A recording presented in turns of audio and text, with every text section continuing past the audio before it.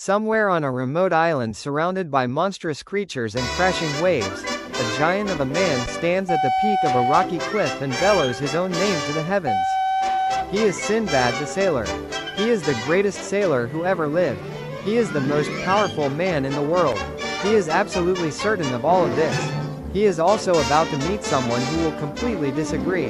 That someone is a squinting, spinach-eating, anchor-tattooed sailor with a corncob pipe, an impossible physique, and the most famous theme song in cartoon history.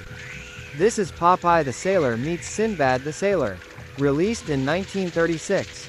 And it is one of the most important animated films ever made. To understand why this film was such a landmark, we need to go back to where animation was in 1936. Walt Disney's studio was producing short cartoons and building toward what would become Snow White and the Seven Dwarfs, still a year away. Animation was evolving rapidly, pushed by competition between studios, by the demands of theater audiences, and by the restless creativity of a generation of artists who were inventing their medium in real time. In New York City, a studio called Fleischer Studios was Disney's most serious rival.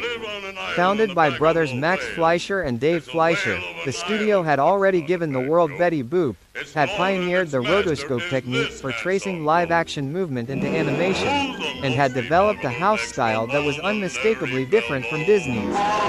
Where Disney aimed for warmth and fairy tale beauty, Fleischer aimed for something rawer, more urban, more working class. Their cartoons had jazz.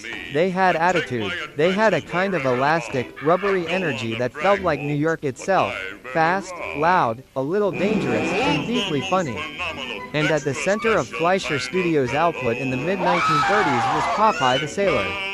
Popeye had originated as a comic strip character, created by E.C. Seeger for the Thimble Theater strip in 1929. He was an immediate sensation, a tough, inarticulate, good-hearted sailor who solved problems with spinach in his fists. Fleischer Studios had been producing Popeye cartoon shorts since 1933, and by 1936, Popeye was one of the most popular characters in American entertainment.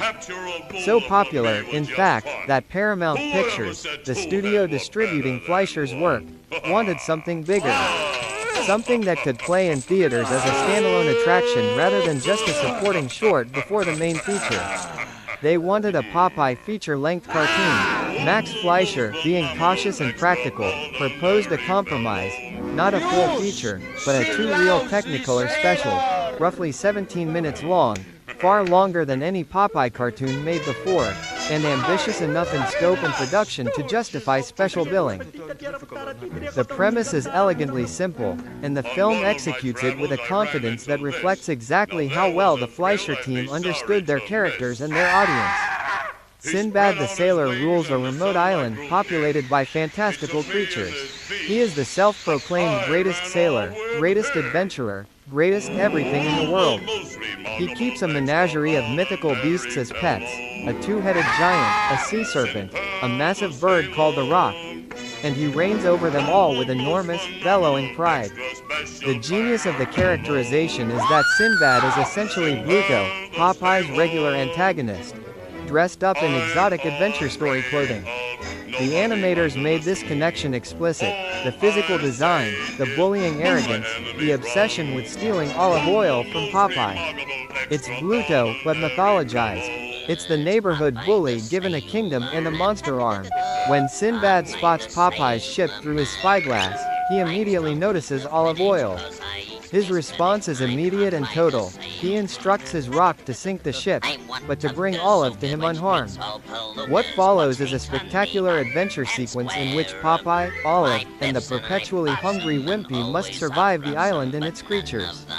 Popeye battles sea serpents. Popeye fights giants. Popeye navigates chaos after chaos with his characteristic stubbornness and his very specific problem-solving method. Get knocked around, get his spinach, punch everything until the situation improves. The climactic confrontation between Popeye and Sinbad is the film's spectacular centerpiece. A battle between the world's self-proclaimed greatest sailor and the actual greatest sailor, resolved in exactly the way any viewer of any Popeye cartoon would expect. With spinach, with fists, and with the complete and total humiliation of the loudest person in the room. Sinbad wasn't just a great cartoon. It was a technical revolution. The film was produced in 3-strip Technicolor, the full, rich color process that would define Hollywood cinema's golden age. This alone set it apart from most animation of the era, which was still produced in black and white or limited color processes. But the truly revolutionary element was the stereoptical process, also called the setback or 3D multiplane camera technique. Fleischer Studios had developed a system in which three-dimensional sets were built and photographed, with the animated cell animation composited on top. This created a genuine sense of depth and parallax. As the camera moved, the backgrounds moved at different rates, creating an illusion of three-dimensional space that was genuinely startling to 1936 audiences. Popeye the Sailor meets Sinbad the Sailor was a massive commercial success upon its release in 1936.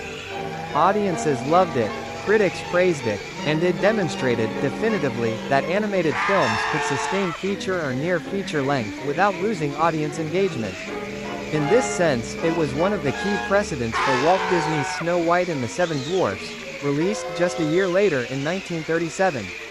The success of Sinbad, and its predecessor as an ambitious animated short, The Three Little Pigs, helped convince Hollywood that animation could be a legitimate prestige medium, not just a novelty or a children's amusement. The film also holds a special place in American cultural history. Popeye was, by 1936, one of the great working-class heroes of popular culture. He was not handsome or elegant. He was not wealthy or powerful. He was a sailor, a laboring man, who prevailed not through privilege but through toughness, heart, and the willingness to eat his vegetables. In a Depression-era America where millions of ordinary people felt powerless against forces larger than themselves, Popeye's formula, get knocked down, get back up, win, had a resonance that went beyond simple entertainment. The Library of Congress recognized the film's significance by selecting it for preservation in the National Film Registry, reserved for films deemed culturally, historically, or aesthetically significant to the United States.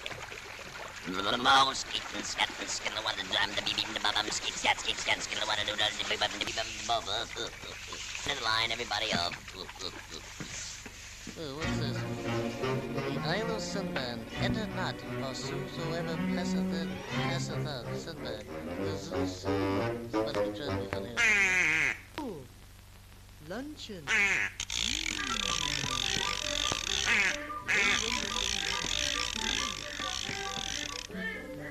Well, here I go within it. Ooh, I don't like this place at all. Sorry I ever came in here.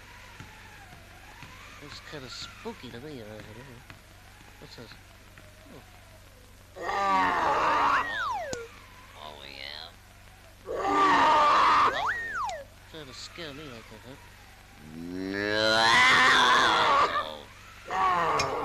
Can you imagine them dumb mama nose trying to scare me like that, huh? Oh, can you read that? Oh. Oh, I'm coming, Olive. I just got a little wall here. Oh. Do I hear footprints up there? Oh. Oh, I want to stop. I want to stop this dancing. Stop. Yeah, oh, Popeye. Oh. Who invited you? I did. What are you gonna do about it, huh? How did you get in here? Oh! Fouled again. I must resort to my last hamburger. Oh. Oh! Huh? Hey, I wants me Goyle. Oh, yeah? Yeah. Who are you? I'm Popeye the Sailor Man. Who are you? Who am I? You heard what I said. Who am I? That's what I said. Why? Who's the most remarkable, extraordinary fellow? Yo! I was gonna pet you, Who's the most phenomenal, extra special kind of fellow? Yo! This is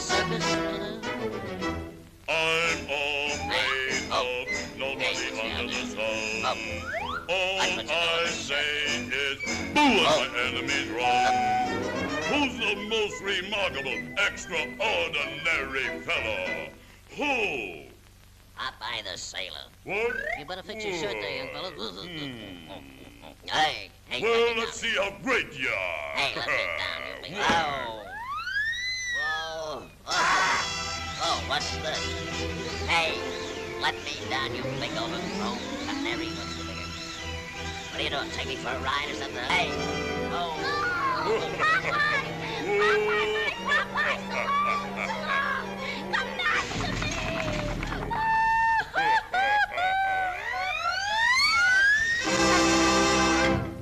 There you are, with gravy.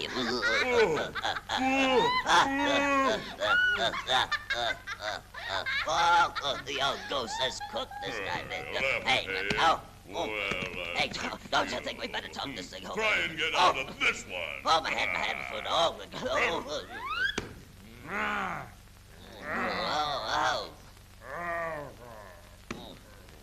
Comfort to sleep, my baby kid, my peaches and cream, my baby kid. If you don't sleep, my baby kid, I close for you your two eyes like this. Yeah.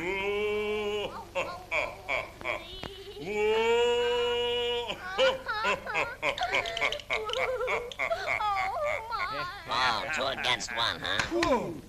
How do you like that? Huh? What for you like that Popeye smack our face? How do you like about that? You hold that Popeye in this hand. By carbonate, if I had that mug in this hand, I make from him special dish of chop fricassees. I don't like chop Popeye fricassees. I make for you to like it. Oh, why you two-headed face for I'll fix you. Oh, how do you like that?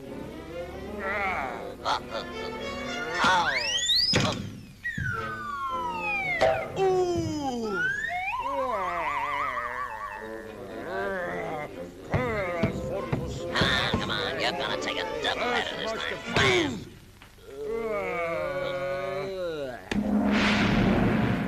Well, I guess I fixed those two fellas. I won't hear from them anymore. Oh, yeah? Oh. Who's gonna make who like chicken finger-seeker-see-see, huh?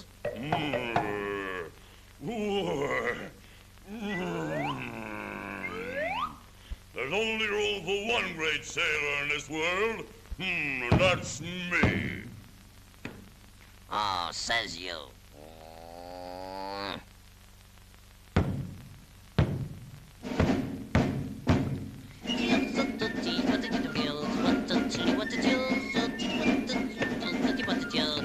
We're gonna come to terms right now. Oh,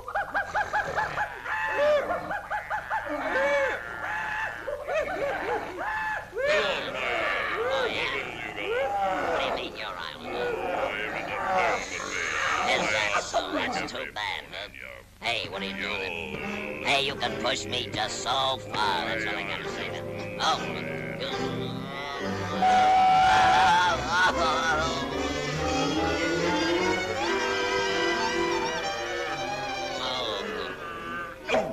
Beat for beat, kiddo. That's what I gotta say. Take that. Hey. Oh. Oh. Peekaboo.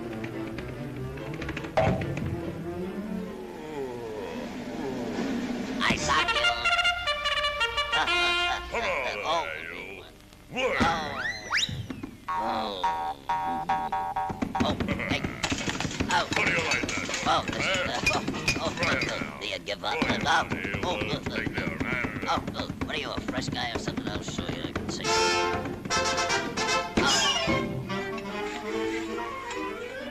Up. Don't leave me now. Oh.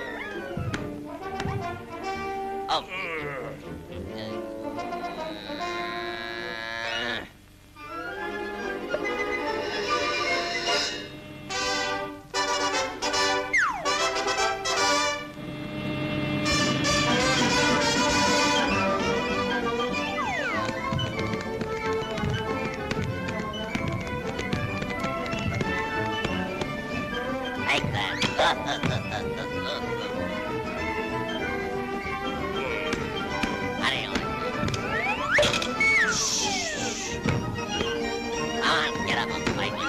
Popeye the Sailor meets Sinbad the Sailor was made in 1936 by a studio that would be destroyed by corporate politics within 5 years. Max and Dave Fleischer would be separated, their creation taken from them, their legacy largely overshadowed by the Disney behemoth that dominated the history of animation for decades.